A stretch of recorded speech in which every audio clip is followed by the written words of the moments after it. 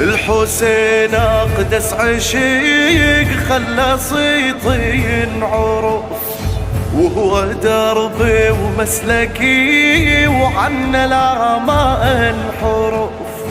كنت انا بوسط المهد غير ما اعرف احد، وكنت انا بوسط المهد غير ما اعرف احد. وكنت احس بدموع امي اذا تبكي بأسى، واختلط دمه في دمي وعقلي ما نسى.